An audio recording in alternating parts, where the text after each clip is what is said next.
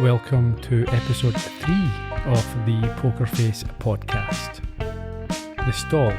Oh my god, I'm snapping! Okay, this is me snapping! I am snapping right here! You racist, homophobic, anti-Semitic, flatulent, bad dog! Bad dog! Good evening, Gerry. I can identify with how Charlie feels there. It's how I feel when we record. You have those tendencies, How many of those do you identify with? Okay. Small majority. Flatulent for sure.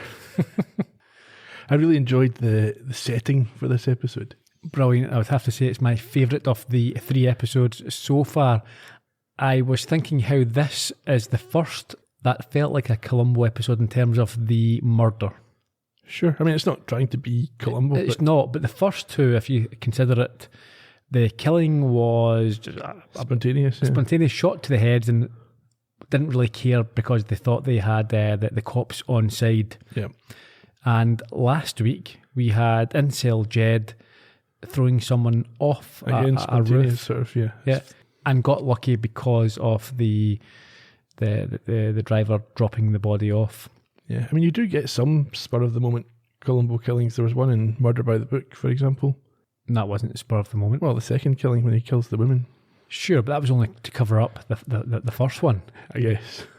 Maybe I'm being too pedantic in that then. And the devious nature of the cover-up as well was nice to watch. I thought that the barbecue stuff felt authentic. Now, we don't really have a barbecue tradition in the UK in the same way. Ours is more burgers and rolls.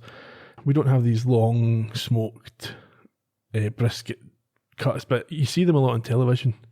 You see quite often British chefs, they'll go touring America and they'll visit these, and it felt authentic. So I feel like whoever wrote this is obviously someone who enjoys that type of food. Maybe I felt quite peckish at times watching absolutely. I just wanted to peel off a strip.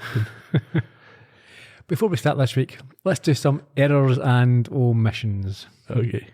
As I said, I watched the show live, so I'm taking notes. I've only watched it the first time, and then when I think about it later, perhaps doing the edit, I think, that's why, or that's obvious. I wish I'd said that or made that point. You're creating a feature where you can. It's frustrating. Just a couple of things. We didn't really mention that Dopey Jed last week decided to cut brake pipes, very old school attempt. Well, we mentioned that he did it, but you didn't mention how terrible a plan it was. It is. Cutting the brake lines works if your victim lives at the top of a hill and there's a ravine on the side. When you cut the brake lines of someone who's going to be driving on a very long, straight road with no gradient, what's the worst that happens? She hits the brakes and then realises they don't work and just slowly glides to a stop. That teacher. There's very little chance that's going to do any damage, certainly unlikely to kill. Maybe he's hoping she'll come up behind a stopped truck of some kind at high speed. And not be able to steer. Yeah. And also we talked about little or wee Marge. I'm assuming again she mentions herself that she's small and weak, and I'm assuming that's sort of self-acknowledging the fact that she calls herself small and weak and therefore couldn't carry the body. I guess. It's only her self description that we have to go in there, so maybe she's not in any way weak. Also, there are a few sort of tropes been built up here that are worth acknowledging. So Charlie's got this old beat-up car, again, very similar to our other hero. Uh-huh. And in this week, there's a dog. Yeah, well, I don't think that's an error or omission yet. We haven't got to the dog. No, I'm not talking about... We've moved on from errors and omissions. Yes, we have. Just... general speculation. Yeah. We should have done a tune or something so we knew. What else I was thinking? Because what we don't want to do is every single week... Columbo. Yeah, so let's get it out of the way. Other things that became obvious. It's the why done it is conducive to having big name guest stars. Now this week I don't think they are particularly big name, or they're not as well known as in the first couple of episodes. I've seen Ryan Johnson mention this in interviews as well. It's easier maybe to sell to a big name guest star, this is your episode, rather than you're in the background of 3 scenes, or you appear and then you get killed. Without a doubt. And the nature of the show, you can't have a big guest star in a traditional episode, in a traditional show where you, as an audience member, don't know who the killer is, because then it becomes obvious. Yeah, because why else would they be on the show? Yeah. So the Columbo and this lends itself to allowing that that to happen. Oh, I had a Columbo-esque denouement, which we'll get to in this one as well, if you want to cover all the Columboisms. If you want to talk to us about any of these errors, omissions, observations, or other points that we may raise during the episode, please feel free to do so on social media at Columbo Podcast. That's where we are on Facebook, Twitter, Threads, Instagram.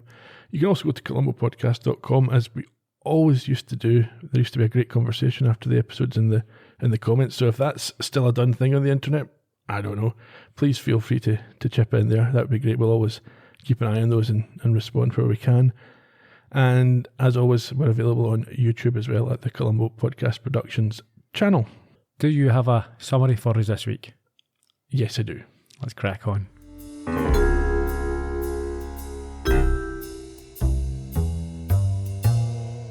In the stall, we meet Taffy Boyle, his brother George, and his sister-in-law Mandy. The family run Boyle's Barbecue, a Texan restaurant specialising in brisket and other smoked meats, until George declares his intention to turn vegan and leave the business. George's subsequent sudden death comes as a shock to Charlie, who has been working at the restaurant after a curious incident with a dog one night. Her instinct for the truth causes her to cast doubt on the official determination that George killed himself. After collecting enough evidence, Charlie has a good idea who is really to blame. But can she engineer a just outcome? Or will the killers wriggle off the hook? Thank you, Ian. We begin in a field. We hear insects, crickets, things like that. Bird song. As dawn breaks and the camera lowers behind the silhouette of a crying man. Yes, he walks across a field and we hear a train passing nearby. He heads to a covered picnic area and he drops to his knees in front of a large barbecue which contains some well-cooked meat. Yes, he opens it up, collapses in front of it, and when a woman's voice asks, George, he says, I'm a murderer. So did you think this was our killer? Perhaps I didn't think it was, but I think you're meant to think that maybe. And also, you ask the question, the meat in the barbecue, is that human flesh? Yes. Yeah. On the road. Yes, there's a man in his large car. It's a truck, isn't it? We cut to this busy little character. He's on his phone chatting business with his diamond-studded earrings, and he's dressed as an ostentatious southern cowboy, despite not being a stereotype of that, because he's a black man. He is. His name's Taffy Boyle, and we can tell from his telephone conversations that he's in a bit of financial difficulty. Now, in the UK, we might refer to this type of person as a spiv, a Del boy. He's a bit of a wheeler dealer, a bit of a chancer. You wouldn't want to necessarily do a lot of business with him. He's maybe not authentic. He is told by the first man we hear him speaking to that he's borrowed from Dallas people who will sort him out if they need to. He tries to convince the caller that everything will be fine, and then he takes another call, but immediately hangs up when he finds out it's from the bank. So he's obviously in a bit of a financial predicament. There's certainly something going on, but he does seem confident that once he gets some sort of deal done, things will be fine. Yeah, he's the type of businessman who's always sort of flying by the seat of his pants. We see him pull up near the picnic tables that we saw earlier and sound his inappropriate Dixie horn. Yeah, that was the horn from the General Lee and the Dukes of Hazzard. Yeah, I believe it's quite a popular choice for certain vehicles. In certain areas. He's obviously living up to a stereotype here. Yeah, that's the thing. How much of this does he actually believe, and how much is he trying to sell to the locals, as it were, or the... Well, he wants everyone to feel comfortable. Some people will be comfortable for one reason, other people will be comfortable for another reason. Sure. Everyone seems to know him, and perhaps like him, as he walks through this eating area and promotes his floss. Yeah, he seems like almost like a local celebrity type. He's very popular with these folks. He's almost got a sort of politician's nature about him. He does. He speaks to the sheriff who tells him that his brisket is so good it ought to be illegal. Now, in the kitchen, he apologises to someone called Mandy. Yes. For being late, but she wants him to talk to George, her husband. Yes, he is in the meat locker and he's upset and she's never seen him like this. George is also his brother. Taffy's brother and Mandy's husband, yes. Yeah. Yeah, she says he's in there staring at ghosts, and he assumes it must be something trivial, but soon realises that she's actually very worried. Indeed, and he begins to look concerned himself. So inside this locker, George is indeed in a bit of a daze, and Taffy soon finds out why, and the impact that it is going to have on him. Hey, George. We have built a temple of carnage. You bet your ass, brother, we have. oh, wait a minute. Look here, George. When we done with this beef rub deal, okay, how about you and Mandy take a vacation, go to the Gulf and celebrate? It'll be your second honeymoon. Matter of fact, here, I got the contract right here. We can get everything done. I don't need a vacation. I need out. You need out of what? Out of all of it. The restaurant, the beef rub deal, the self-perpetuating cycle of endless cruelty. I'm going vegan, Taffy.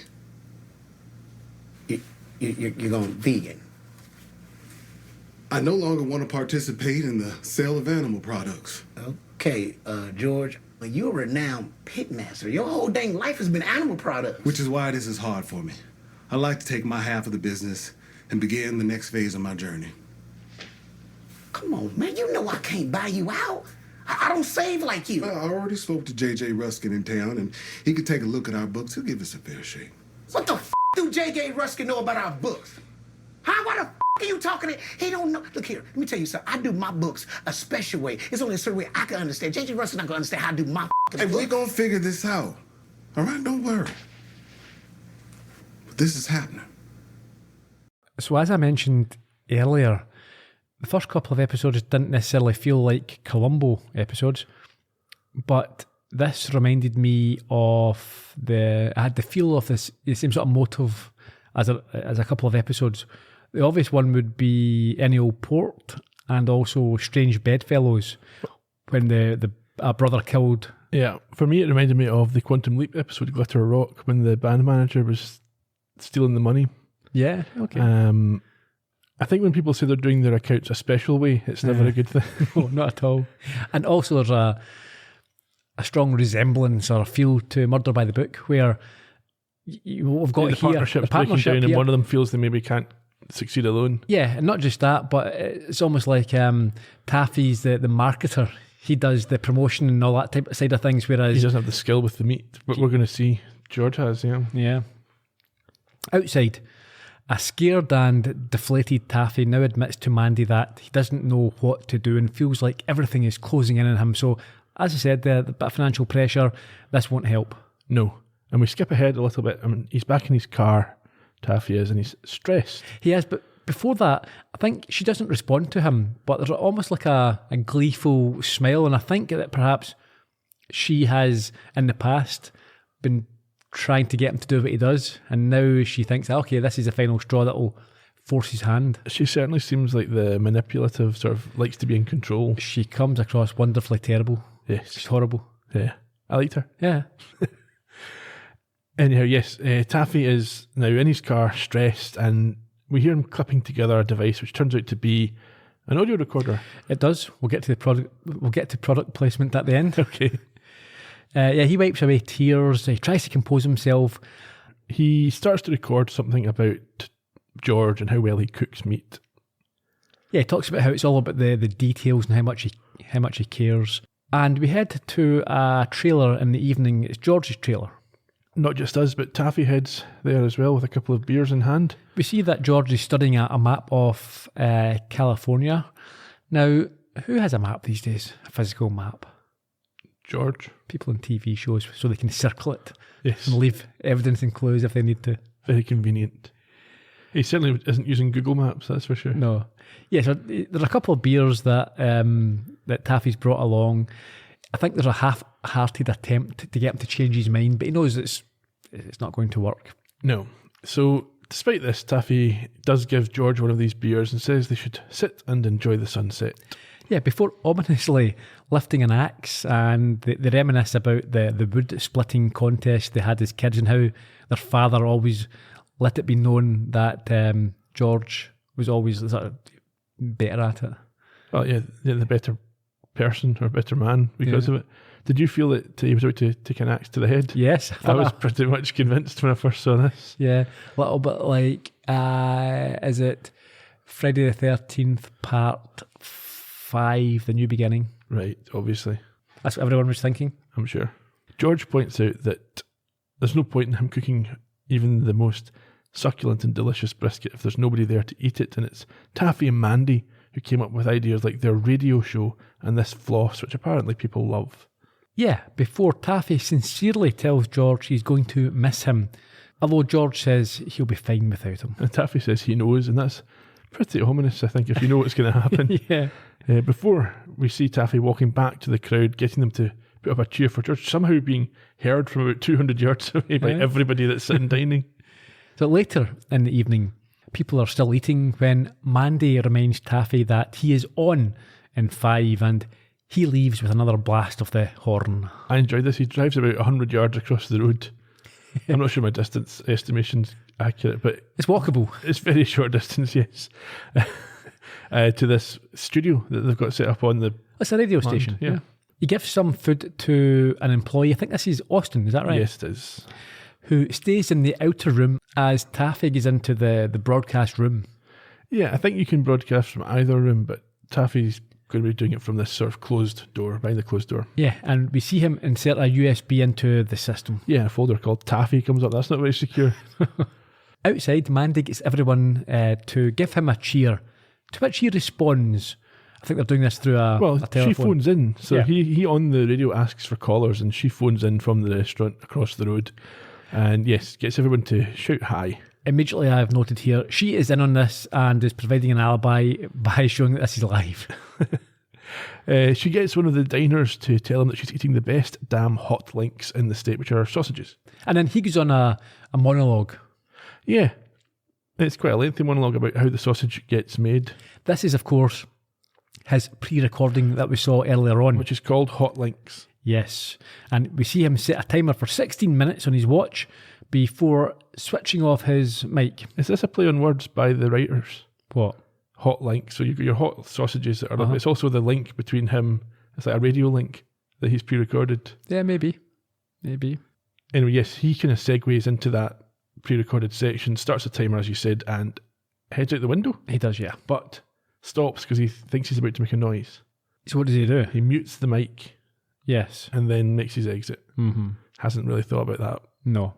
He puts on gloves and heads to the trailer where George is found lying on the floor, having collapsed. We assume he's been doped Yes. with the beer. Well, Taffy picks up the bottle that he'd given him. He rinses this, and we see him use his floss to leave and lock the door from the inside, Yeah, or from the outside. He opens the window first, yes, then leaves and locks the door with the floss and removes the floss so it looks like it's been locked from the inside. He then runs a hose from the... I think at first he's going to do it from the truck, but that doesn't work for No, some he's going to reason. run it from the car exhaust, but it's an electric car. It doesn't have an exhaust. So he uses the meat smoker instead. Now, would that a meat smoker kill you? It's not carbon monoxide or whatever the fumes are from a car. I don't know. I assume so. Is it? I don't know what the byproduct is. Oh, I suppose you can die from smoke inhalation. And people do in house fires and stuff. True.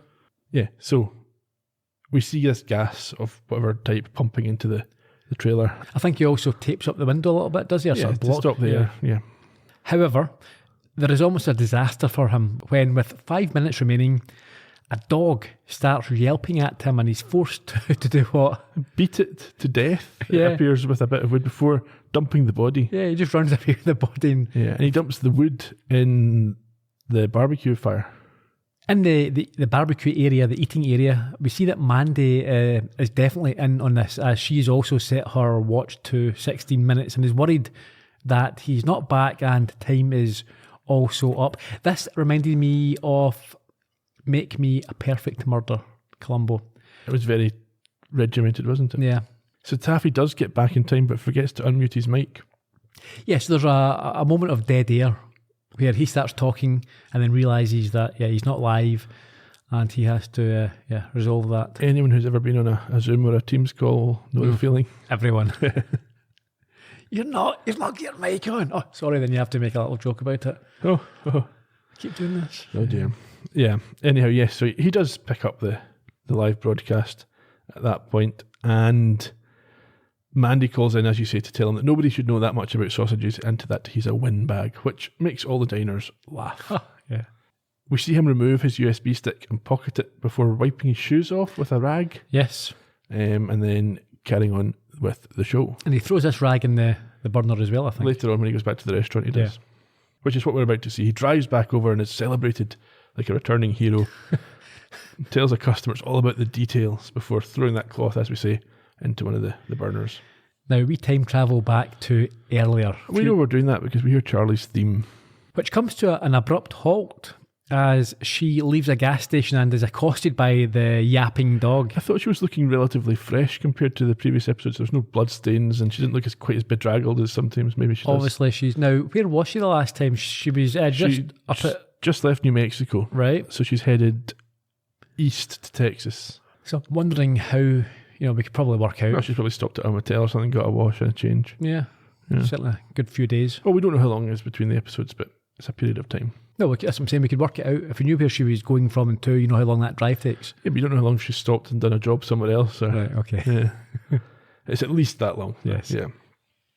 Anyhow, yes, as you say, she returns to her car and we see the dog that was just killed by Taffy jump into her passenger seat. She complains to the gas station employee about their dog, but he nonchalantly informs her that they don't have a dog. They're a gas station. Indeed. She's not immediately inclined to take it with her, but it kind of outmuscles her when she tries to remove it. Yeah, she pokes it with a wipe, like a windscreen wiper type thing, and then shouts at it, calls it names. Yeah, doesn't budge. She then tries to bribe it out with pork rinds. That doesn't work either. So she makes the decision just to keep the dog. Clearly there's no other solution. Yeah, I think she decides that some company might be nice, and so for the meantime she has her own dog, just like Columbo. Now, I would have liked it. I think it's probably quite impractical on an episode by episode basis, but it would have been good if she had this sidekick the whole time. Yeah, maybe it's just this one episode tribute to the idea. Yeah. On the road, she has second thoughts almost immediately about her decision as the dog continues to bark incessantly and fart. It does. She lights up a wee cigar thing. Well, that's what I was going to say. It wasn't a cigarette. This is a cigar. It must be another nod, surely. A cigar. Well, it's a very small cigar. Yeah. Almost a cigarillo. Yeah. Anyhow, she tries to calm the dog with some music, but going through all the radio stations, the only thing that it's willing to settle for is some racist rhetoric about immigrants. Yeah, it does sound like some sort of Trump-inspired right-wing or nonsense. Lee Johnson stuff, yeah, if you're British. She doesn't turn it off, though, as this dog seems to enjoy it. Well, she tries to turn it off, does she? And it snaps at her. Yeah. And then at the end of the radio show, it starts howling, which is what we heard at the top of the show when she's finally snapped. Yes. Now, I thought this was quite clever. We saw the dog being beaten to death. Now, that's one of the sort of the taboos of TV and cinema. Rarely do you get that animal murder or cruelty. Yeah. But we now find out that it's a despicable racist dog, because that makes it more acceptable. Okay. It's like, yeah. Well, is it? Yeah. It's okay to beat racists to death. No, if you're a murderer, if you're a bad guy, it's like a dog. Are you a bad guy if the only people you're killing are the racists? Well, that's the question. Or are you a vigilante? Anyway, she, as we say, gets fed up with it and it starts scrabbling at the window, wanting out of the car. So she pulls over and they turn out to be at Boyle's barbecue, where the dog is happy to tuck into the meals that have been served to many diners. Yeah, well, it creates chaos as it jumps up and runs over the different tables. And Charlie tries to make a run for it, but is approached by Taffy, who wants $300 for food loss. That seems a little bit high. At it. Totally at it. That's what I've got here, in fact, yeah. And threatens her with the sheriff, who is there eating. Meanwhile, we see George making friends with the dog. Mm-hmm. But Charlie says to Taffy, she agrees that the dog is an asshole, but she doesn't have any kind of money. She's broke. She needs him to give her a break. I think she offers a spare tyre in exchange, but I'm not sure why you would want that. So, what's the arrangement that they come to? Well, George comes over and he offers her a shift of work to pay off her debt, and then she can stay on if she enjoys it. It's an odd recruitment policy. Well, I think he's maybe spotted a kindred spirit. Really? I don't know. He likes the dog anyway. Sure. Charlie is happy to take him up on this offer, and so finds herself at the pit and being inducted. Barbecue means many things around the world, but in Texas, it means beef. And we like to keep things simple. Meat, salt, pepper, and the fourth ingredient, wood. Now, our main smokers use a blend of hickory, apple, mesquite, and cherry. Which one is this? George, I got no idea. Good barbecue is like a symphony playing on all 5 senses. And a skilled conductor can pick out each and every note. When in doubt, try tasting it. You're adorable. The reason brisket needs 8 hours is because of the stall. What's the stall? The first hour or two, the temperature is steadily increased until you reach about 160. Then you can get stuck there for about 4, 5, even 6 hours. See, the stall is where kind of alchemy takes place. You pull it at 210, let it rest for an hour, and always slice against the grain. Now you see that look on your face right there? That's what it's all about. That reminded me of any old port. Of where Columbo learns about the wine. Mm-hmm. I like the various types of wood he was using. Yeah, I'm really hungry just now. Yeah, this whole episode this is now the 3rd time it's made me hungry. Some time passes and we see some sausages being filled, which is quite interesting. I live near one of the world's biggest sausage skin making factories. Yeah, you do. It's a massive plant just for the sausage skins and I think condoms. Well, I don't know if they're made from the same thing or not. Flavoured. Yes, at this point, Charlie asks George about this floss thing, which leads to a lie. Yeah, initially he says, he loves the idea, and she calls BS on this, and he then admits he hates it, and he thinks that there's a chemical taste. Yeah, it's like an air horn at a symphony, which is an idea we will come back to. Charlie smirks at this and calls him a meat poet.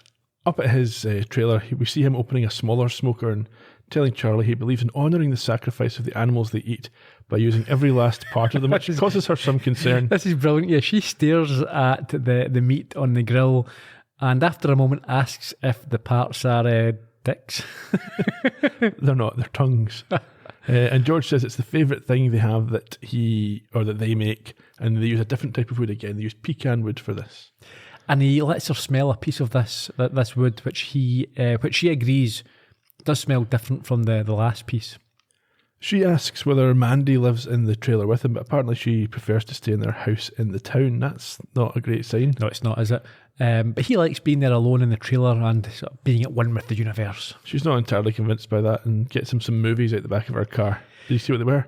Oh yeah, of course, yeah. She thinks this sounds boring, so gives him a lot of inappropriately themed. I think it was Babe and Charlotte's Web and Okja. Yeah, all about animals. She hasn't seen the end of Okja, which might be important.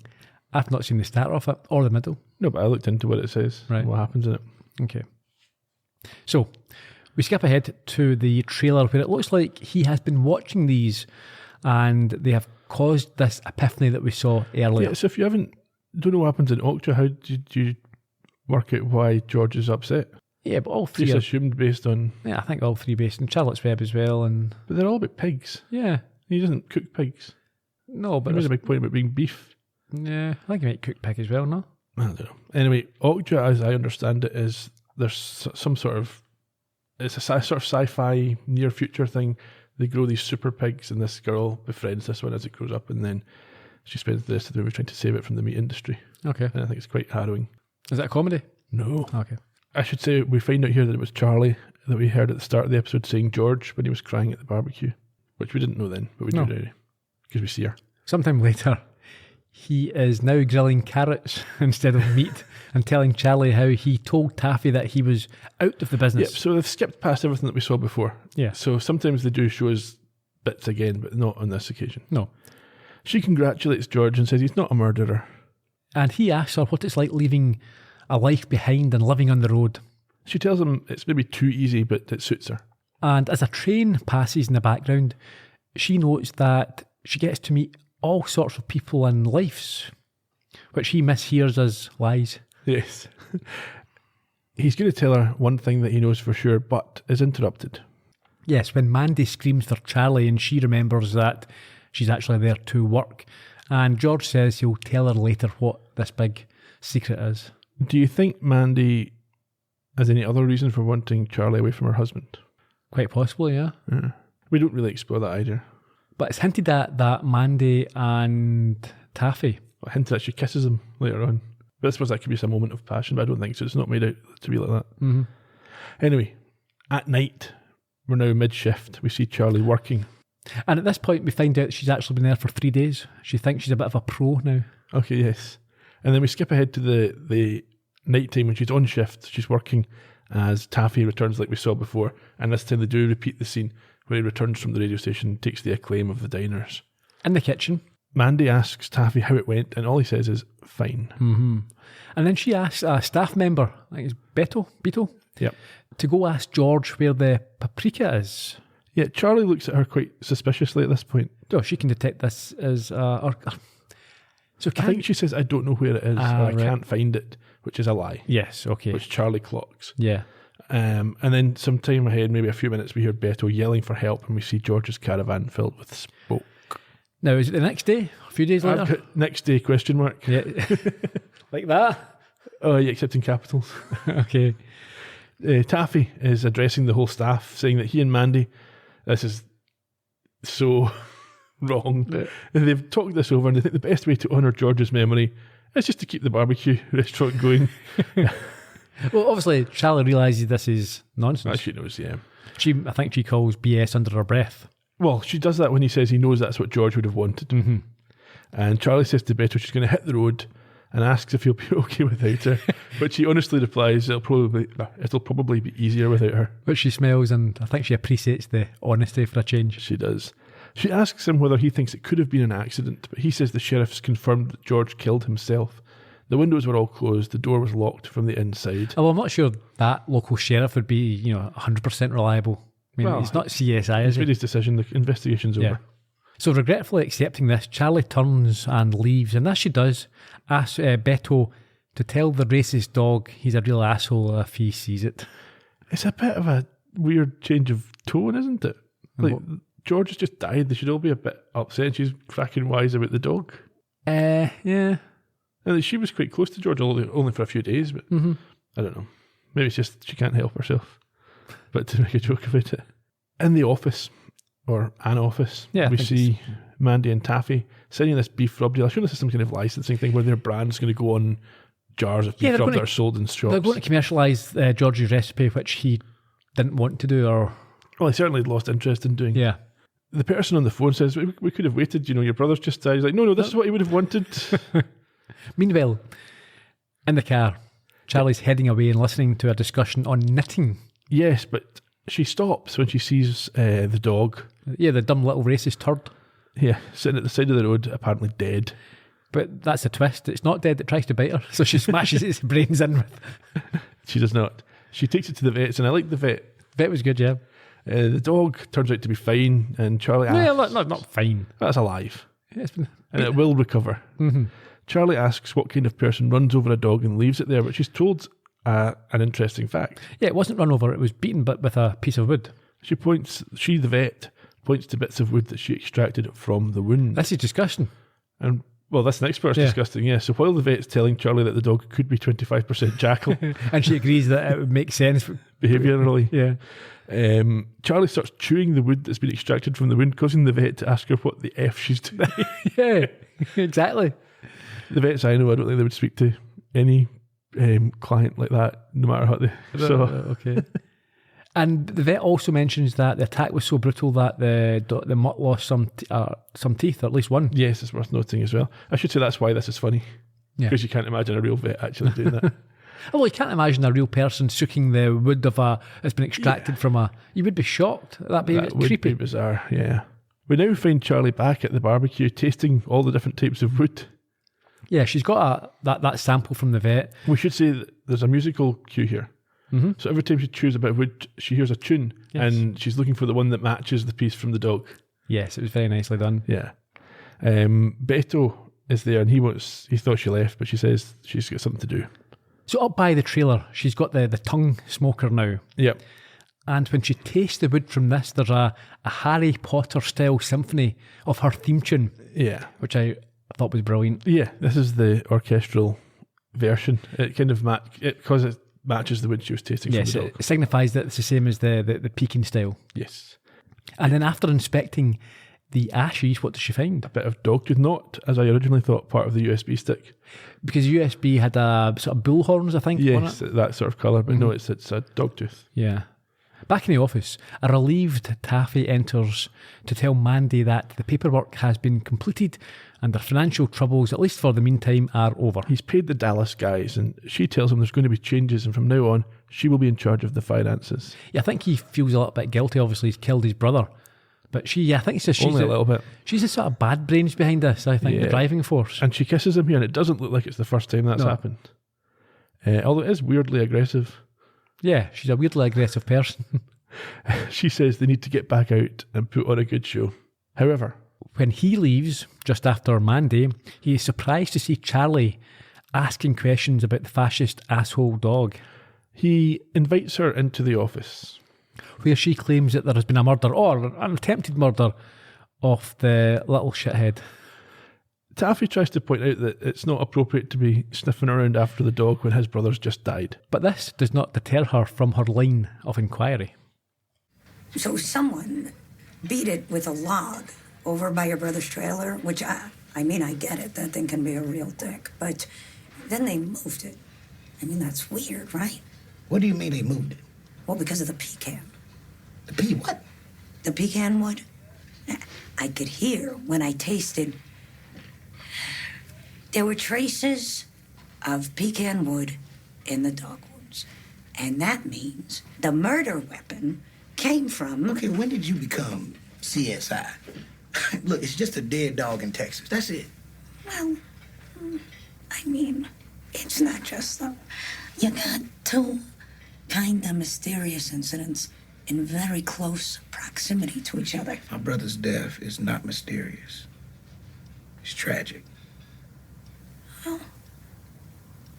Yeah, but now that we're talking it through, I think maybe the dog saw something related to your brother's death. Like what? Like, I don't know, malfeasance. Malfeasance. Or something that someone didn't want it to see, and they felt that the dog had to be silenced.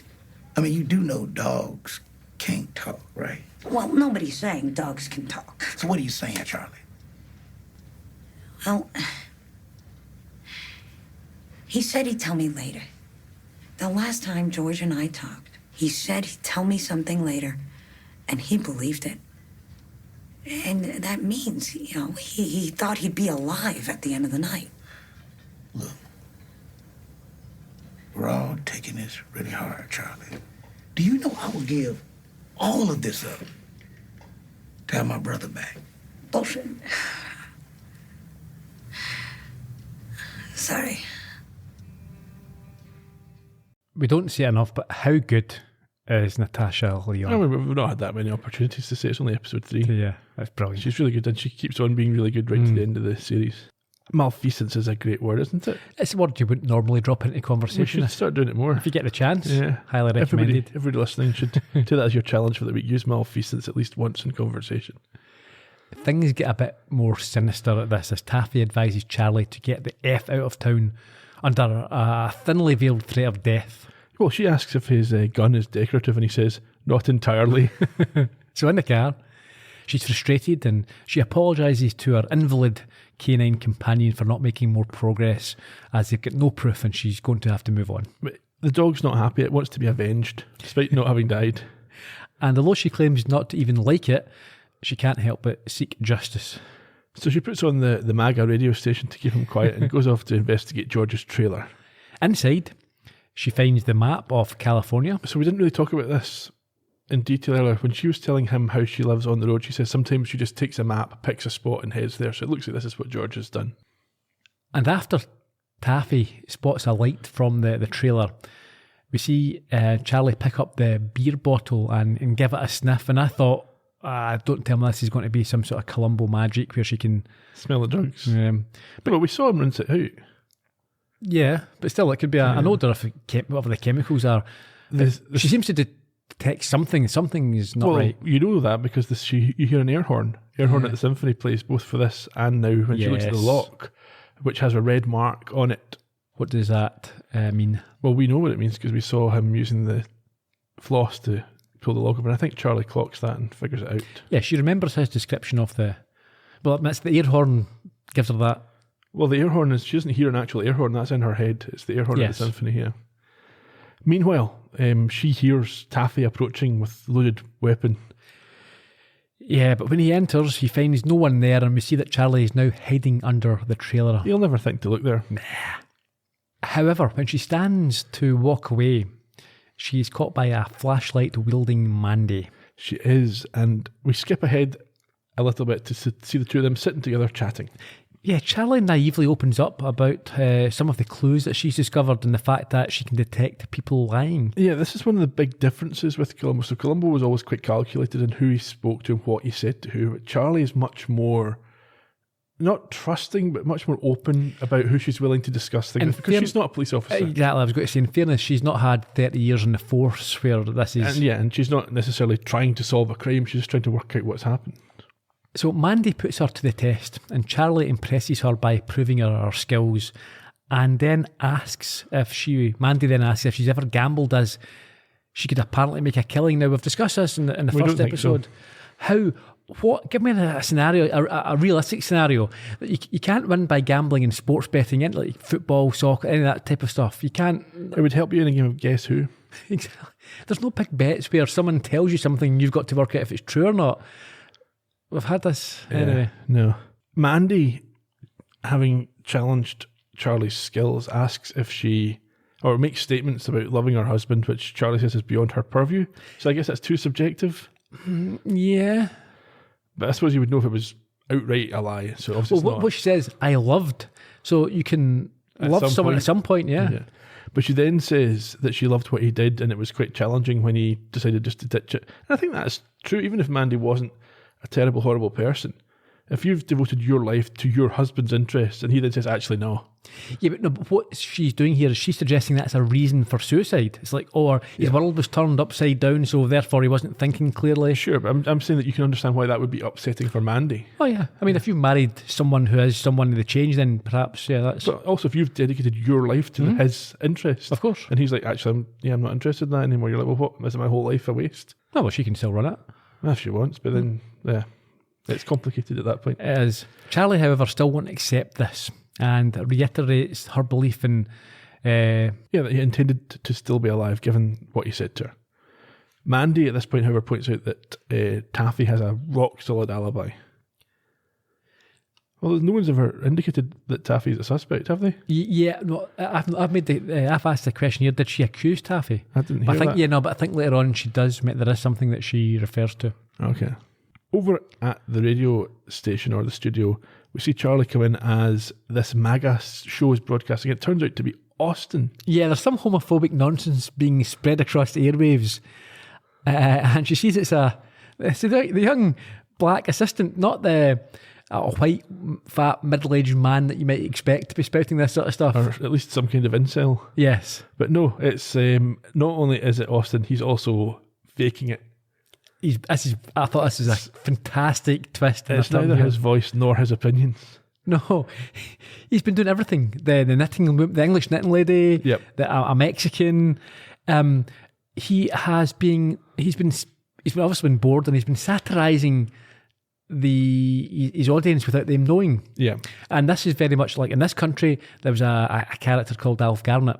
Yes. And what many people didn't realise at the time, ran in the 70s and 80s. He was a terrible racist, but he himself, I think he was Jewish, and he went to Oxford or Cambridge, and he hated people like that.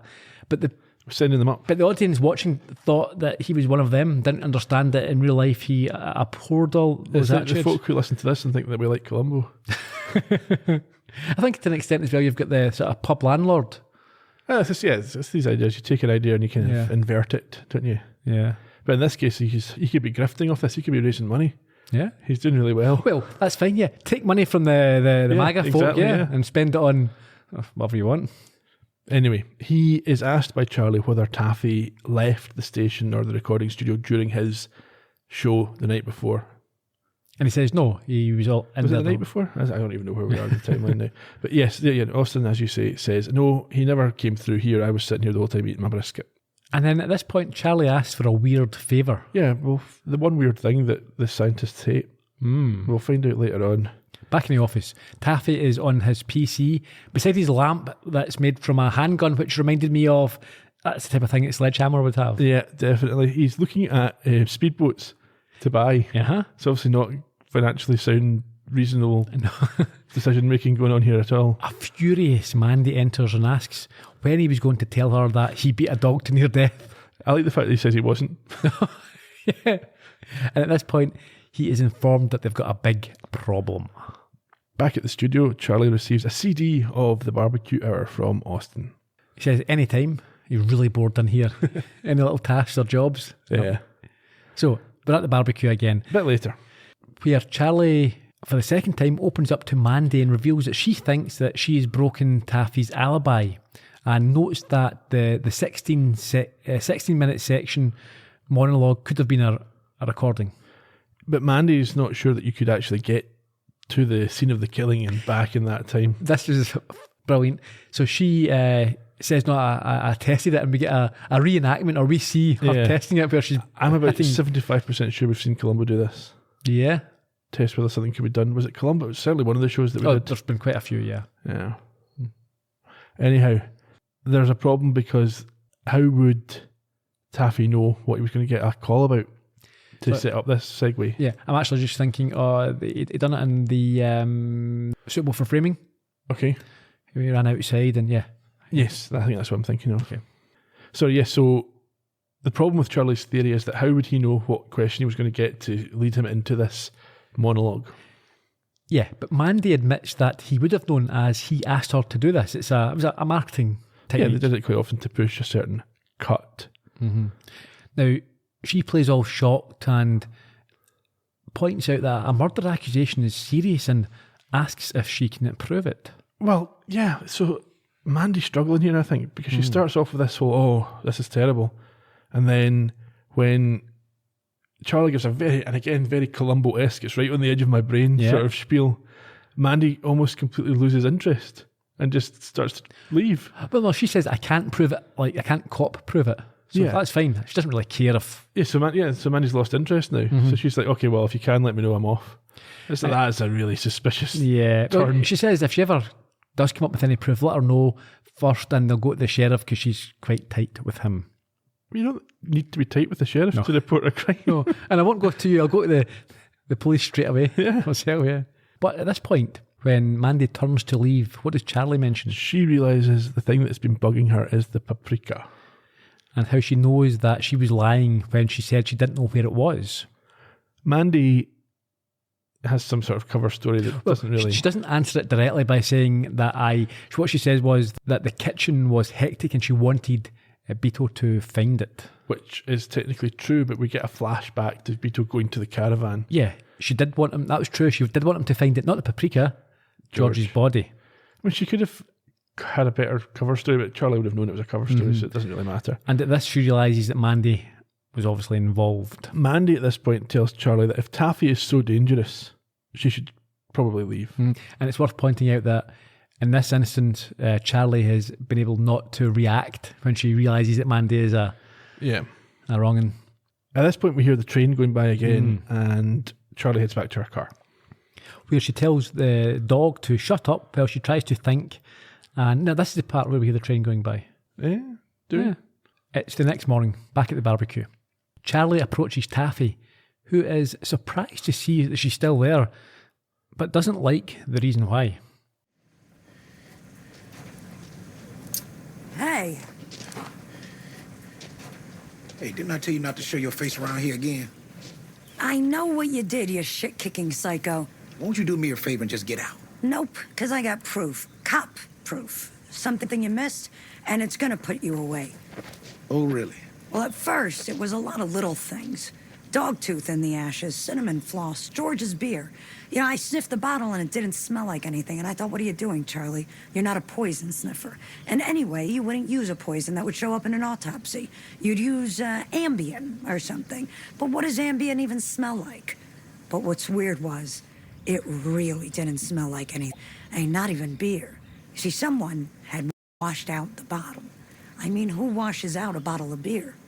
So you think George was killed because somebody rinsed out a beer bottle? Well, then there was your radio show. I listened to it over and over like I was Gene Hackman or something. Gene Hackman. I was looking for a sound, something that would prove that you recorded it ahead of time, and I found nothing. Of course you didn't. But then I realized it wasn't a sound. It was the absence of a sound. Sort of like the beer, but for the ears. The truth train. You know, it goes by every hour on the quarter. You can hear it in all the other shows. You should have been able to hear it in last night's BBQ&A, but it's not there. Oh. I assume that you've taken the same note as me here. On you go. This reminded me of the most crucial game. Yeah. It's Same pretty gotcha. much straight out of it, yeah. Yeah, it's the lack of a background noise was the giveaway. In that case, it was a clock Yes. on the hour. In this case, it's the train. But yes, it's the same mechanism. We know that it's not on the recording because he muted the mic. He could have gone away and left the mic on and just been quiet leaving, and it would have picked up the train and they'd have maybe got away with it. Yeah. Taffy, however, laughs at the notion of a conviction based on this. And I would tend to agree. I don't think it's solid enough. But Charlie's not finished. No. I like her line here. She says she's found real proof and she's now going to explain it to him in great detail. We cut to Mandy receiving a call from a panicking Taffy who tells her that they are effed and the nasty little blonde has proof that they killed George. So we assume this is later. Yeah, it's assumed that he's listened to this proof. Yeah. Taffy tells Mandy he's going to call the sheriff and cut a deal because he's scared and he can't go to prison. She correctly tells him that this is crazy. Like, if you're trying to, you can't cut a deal. I killed someone, I want to cut a deal. No. She also says that maybe if he'd stuck to her plan and hadn't attacked the dog, she wouldn't be onto them. Yeah. However, when Taffy hangs up, what do we see? Well, before he hangs up, she tells him to not do anything and she'll be there in 10 minutes. Ah. And then, as you say, we see that it wasn't Taffy at all. It was Austin impersonating him. I love that. Yeah, it's a nice little reveal. Yeah. Back at the barbecue, Charlie seems to be buying time by rambling about the weather and the smoking point of Hickory. This is brilliant. And Taffy asks her what the F she's talking about because she's been going on for quite some time and he hasn't got a clue. And I think he begs, give me the evidence. What have you got against me? She tells him it doesn't matter as she now has a confession. This confuses him even more. Yeah, he says, I didn't confess anything. And she references George from earlier. Yes, he told her the most important part of the cook is the stall. Which is what she has been doing. And at this point, the sheriff turns up with the devious Mandy. She's brilliant here. There he is, Sheriff. There's the man who killed my husband. She thinks she's got away with it. We see her in the cop car sitting in the front seat. Looking quite smug. With crocodile tears. Unfortunately, the radio is on. Austin is there and he plays over the air her confession that we talked about a moment ago. And she regretfully notes that she's in a bit of bother. Mm-hmm. Charlie, meanwhile, is driving out of town and listens as Austin gives a shout out to the real life heroes who can sniff out the BS. But I think he then ruins it. Does he? Yeah, he lapses back into his extremist right-wing parody, which he can't stomach. So she goes to turn it off and is not bitten. And we realise why. Why is that? We go back to the studio and it pans down and we see that Austin has adopted this dog, which loves his radio show. Yeah, of course, and obviously he's bored as well, so it gives him a companion. Yeah. And as Charlie drives away, we hear Bobby Chandler with just you and me. Yes, well, I assume that referred to Austin and the dog. It also gives a bit of closure, so that's the end of the story for these guys. Of course. What I wanted to know, and that's the end, what I wanted to know was this the dog's plan all along? Yes. Is he the real protagonist in this episode? Is the dog the biggest scumbag in this? But also, is he the one who's driving the story? Yeah, he pulls off his mask. He got in the car with Charlie to get her to that location so he could hang out with Austin. Kaiser Soze at the end, yeah. Well, yeah, as you said, gotcha straight at the most crucial game, which is great. Did you like the dog? No. You didn't? That was a crazy scumbag asshole. Okay. But someone has to take a stand against the woke mafia. How long do you think you would last if you had Austin's job having to do 8 different radio shows a day as different people? Depends how much money I was getting paid. Oh, Austin's wages. I don't know what else his veggies are. He gets a brisket every evening. And I think I'd quite enjoy it. If I could survive on it, I would enjoy that. could you sustain it? Could you come up with that many different characters? No, I wouldn't have the skill to do that now. Yeah. They're all the same voice. Any trivia for us? Oh, yeah, I've got a little bit of trivia, but will we go through the production information first? Okay, well, let me talk about the episode title very briefly because it's dead short today. It was called The Stall. It was explained during the episode. It was both a phase of the cooking and also refers to Charlie literally stalling Taffy at the end till the police show up. Yeah. Although there's no indication he was going to leave. No. But maybe he would have killed her. Oh, maybe. 26th of January 2023. Same as all the... Yeah, okay. This week's episode was directed by Ian B. McDonald, the first of 2 Poker Faces. He spells Ian correctly, which is always commendable. He does, yeah. He is classed as Irish-English. Not sure what that means. He's probably born in England to Irish parents. He refuses to admit it. Known for Shameless, Bluestone 42, Bodies, Teachers, Sorted, and episodes where he had a Primetime Emmy nomination. So he's Irish-English, but he's got a Scottish Gaelic name? Yes. Okay. The Stall was written by Wyatt Kane, now one of the team who are regularly involved in, he's involved in all 10 episodes. Yeah, I think they all get credits for something on every episode. But Yeah. one of them is obviously driven or written the story. Maybe he's the one that's into barbecue. Yeah. The first of 2 writing credits for him. He is known for Prodigal Son, Iron Fist, Sleepy Hollow, and The Cobbler. There's been a Sleepy few of Hollow, them. I like Sleepy Hollow. Yeah, I've not seen it. Until they lost one of their main characters, it was really good. And Prodigal Son's the one with Michael Sheen. Is it? I've not seen it, yeah. And The Cobbler, there's been a few people in Poker Face who have, I think it's an Adam Sandler one. It's not very highly regarded, but I don't know what the connection People is who know there. people, maybe. Yeah.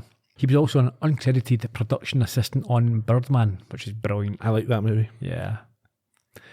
And apparently he's a bit of a joker and ended up in jail for the night due to one of his pranks. Not sure which one, didn't tell us. Well, that's not enough information. You shouldn't even be mentioning that. Well, maybe he can. Yeah. Phone in, Wyatt. Carry on. Lil Rel Howery played Taffy. In America, they love a Lil, don't they? Lil Kim and That's Lil just a Wayne different and pronunciation of little, isn't it? yeah, it is. Yeah. But no one's here's called that. Not any pop stars or musicians or actors called Lil. Yeah, you get Lil Wayne now as well. Yeah. Yeah. I think one of them died, did he not? Lil Wayne, did he not die? Don't know. Don't think so. Some was one little kid a while ago. Okay. Lil Lots of Lils. Well, you get Lil from Rugrats. Lil Lil Savage. and Phil. Yeah. Yeah, that's American, is it not? Yeah, but it's done different. It's a different Lil. Right, okay. Was the Queen's nickname not Lilibet? Anyway, he was born on 17th of December 1979. He's an actor and comedian. He's great in Get Out. I was going to say that, yeah. You might have seen him in Get Out, Judas and the Black Messiah. Both of those movies were nominated for Best Picture Okay. at the Academy Awards. He was also in Bird Box, Free Guy, The Carmichael Show and Friends of the People. He's involved in the ending of Get Out, which wasn't the original ending. Right. I don't want to spoil the movie, but Very good movie. it's a very, very good movie. George, played by Larry Brown. Not a massive CV, but he has appeared in Yellowstone, Pam and Tommy recently, and Mayans MC. Mayans or Mayans? Mayans, I don't know. Mayans, Okay. Mayans. Mandy, portrayed by Danielle MacDonald. No relation to Ian B as far as I can see. She was born in 1991 in Sydney, Australia. Okay. You may have seen her in The Tourist, Unbelievable, Easy, also Bird Box, Dumpling, and the Oscar-winning short Skin. Not Neighbours or Home and Away, though. Not that I can see. Ah, disappointing. Yeah. And finally, I have here Shane Paul McGee, Austin.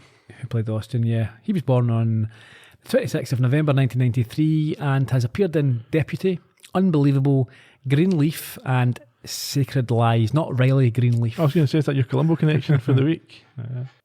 Trivia. Do you have anything? No, that I've not already said. Okay. The mention of Gene Hackman was a reference to the Francis Ford Coppola movie, The Conversation, which is fantastic, where he plays a surveillance operative listening in to a couple that he thinks are going to be murdered. Okay. And there's obviously many right-to-wing radio hosts, from Newt Gingrich and all the other ones to Alex Jones and what have you these days. But I'd like to think that perhaps it's a little nod to the Shat as fielding chase in Butterflies and Shades of Grey. Columbo episode. Yeah. It could be. Now, before we wrap up, will we go through the motive and clues and gotcha? We'll do that, and then we can talk about who did crimes. Okay. So the motive was mainly financial, maybe sex as well, if they're wanting to get together. Yeah, but it seemed to be prompted by George's decision to leave the business. So Yeah, I think so it's primarily financial. Some of the clues, tell me if I have missed any. So the missing paprika, Taffy claiming that he knows that George would have wanted to keep the barbecue going, the pecan wood splints, George telling her that he would tell her something later on, Taffy claiming that he would give up everything if it brought back George, Mandy admitting she wanted Beto to find something, and then obviously the train sound missing from the radio show. Did you mention the beer bottle and the lock in the caravan? All that stuff, yeah. Okay. The actual clues and The actual just clues, the things yeah. that you heard. Yeah. No. Yeah, and the gotcha was obviously the missing train sound. Yeah. Yeah, no. And then the confessions. No, it wasn't. The taped confession is a gotcha, which I think that a good defence lawyer might have a field day with this, because the person doing it is a self-proclaimed impersonator and prankster. If I was defence, I would be questioning whether or not that is actually my client's voice and not Him doing both him voices. doing both. Yeah, I think you put enough doubt in there. But you have got her fingering Taffy previously, so he's in trouble. Yeah, that's true. In terms of who did crimes, obviously it's just the basics on this. I think we've got Taffy killing George and attacking the dog. It's probably a crime. Yeah. Mandy conspiring to kill George and lying to the police. Yep. That's about it. I think that's it. The product placement this week. Okay. Before we head, we had a Zoom digital recorder. Okay. We had a Casio G-Shock watch, which is a classic. Very stylish.